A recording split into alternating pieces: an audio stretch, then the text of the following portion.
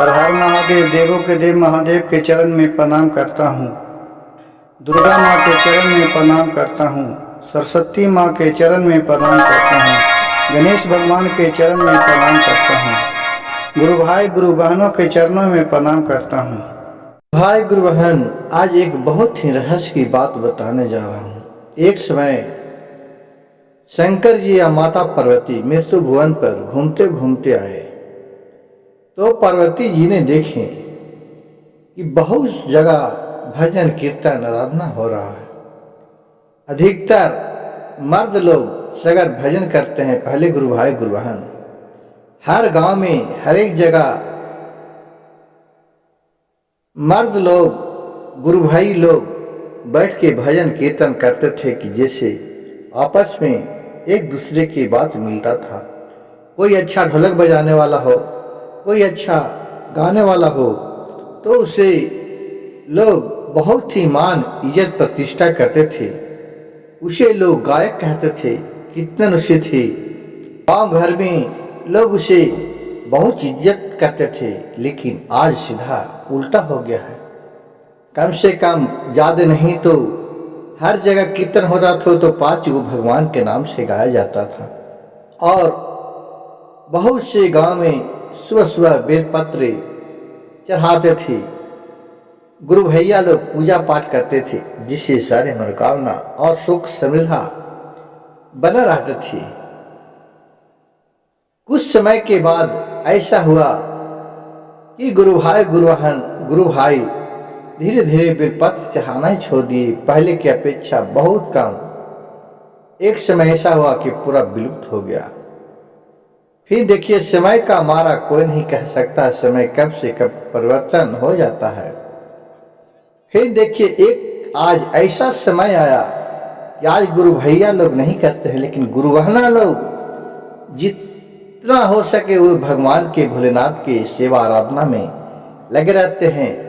जिनका एक तरह से भोलेनाथ लग रहे हैं स्वयं प्रकट हुए। इस कलयुग में भी भोलेनाथ का कितना महिमा है, कितना उनका चर्चा है। ये चर्चा फैलाने वाले हलेंद्र भैया, नीलम दीदी जहां जहां गए, जिस तरह गए अपने बगीचे को लगाते गए। गुरु भाई गुरु बहन, देखिए, लोग सोचते हैं कि हमने उस समय पैसा इकट्ठा कर लिए, किसी को बेईमानी शैतानी कर लिए, धन दौलत जमा कर लिए, उनमें अहंकार हो जाता है। लेकिन गुरु भाई गुरु बहन, अहंकार सबसे बुरी आदत है। अहंकार को नीचे की ओर ले जाता है। जिस तरह से हलेंद्र भैया और नीलम दीदी, वो भी कोई कम नहीं थे। उनके पास भी भगवान के देन से सरकारी नौकरी था। ये नहीं कि हम लोग जैसे मरुआ टूट रहे थे, लेकिन भोलेनाथ के आराधना में उतना लिप्त हो गए कि अपने उनके चर्चा फैलाए, उनके गुणगान गाने लगे, जिनसे उनका सुकून दिल मिला। और आज उनके मृत्यु के बाद भी उन्हें भगवान के तरफ पूजे जाते हैं, उन्हें नमन करते हैं, प्रणाम करते हैं। क्योंकि हम लोग के 3 सूत्र का जाप करने के लिए वो हलेंद्र भैया और नीलम दीदी बताए। जहां जहां गए आज उन्हीं का जो चर्चा गांव घर में सुनने को मिलता है। इनसे बहुत को कल्याण होता है। वो ये नहीं कहते थे कि हमें गुरु मानो, वो कहते थे हमें गुरु नहीं मानो। हम गुरु नहीं हैं, हम आपका एक शिष्य गुरु भाई और गुरु बहने हैं। जिस तरह एक गुरु का शिष्य होता है, उसी तरह आप भोलेनाथ के गुरु बनाइए और किसी को नहीं बनाइए। आप बनाते हैं किसी को तो गुरु इसी को माने जाता है कि जो आपको अच्छे बुद्धि दे, अच्छे विचार दे। लेकिन आजकल कहाँ इतना ऋषि मुनि है जैसे पहले थे ऋषि मुनि।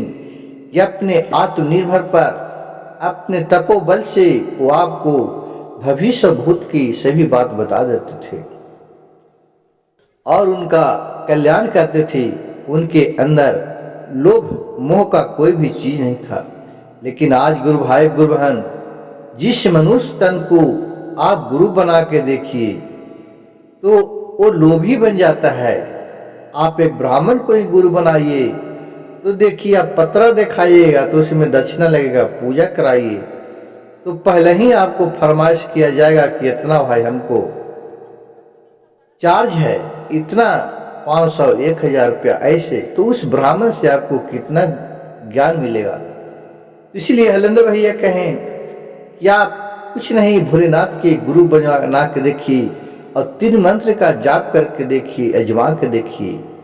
उसके बाद आप देखिए, पहला में दया मांगना, दूसरा में चर्चा करना, तीसरा में नमः शिवाय का जाप करना। तो हम दया कैसे मांगे? तो कहिए हम गुरु कैसे बनावे? तो कहिए हे महादेव, आप हमारे गुरु हैं, हम आपका शिष्य हूँ, मुझ पर दया कीजिए महादेव, दया कीजिए, आप नहीं कीजिएगा तो कौन करेगा। हे महादेव, आप हमारे गुरु हैं, हम आपका शिष्य हूँ, मुझ पर दया कीजिए महादेव, मुझ पे दया कीजिए, आप नहीं कीजिएगा तो कौन करेंगे। हमर महादेव बोलिए, हमर महादेव, आप हमारे गुरु हैं, हम आपका शिष्य हूँ, मुझ पर दया कीजिए महादेव, दया कीजिए, आप नहीं कीजिएगा तो कौन करेगा। और लोगों के साथ इसके बारे में चर्चा फैलाना, कथा कहानी कहना कि जिसमें भोलेनाथ को कहूँ न कहूँ नाम हो, उसे चर्चा कहते हैं। गुरु भाई गुरु बहन, यह रहस्यमय बात आपको अच्छा लगे तो कृपया आज इस चैनल को एक लाइक सब्सक्राइब शेयर जरूर कीजिएगा। कमेंट बॉक्स में हर हर महादेव लिखना नहीं भूलिएगा। एक महादेव के नाम लेने मात्र से ही आपका सारे बिगड़ा काम बन जाएगा। हर हर महादेव, घर घर महादेव।